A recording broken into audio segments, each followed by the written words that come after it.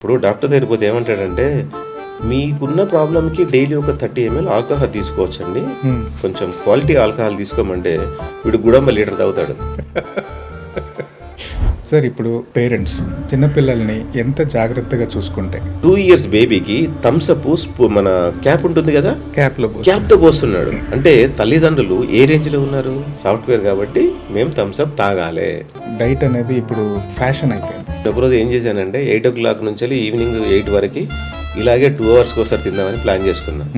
ఉదయం 8 గంటలు, ఉదయం 11 గంటలు, మధ్యాహ్నం 1 గంట 30 నిమిషాలు, మధ్యాహ్నం 2 గంటల 15 నిమిషాలు, సాయంత్రం 4 గంటల 45 నిమిషాలు, రాత్రి 8 గంటల 45 నిమిషాలు. పొద్దున్నే సాయంత్రం వరకు చూశాను. అసలు ఏంది ఇది?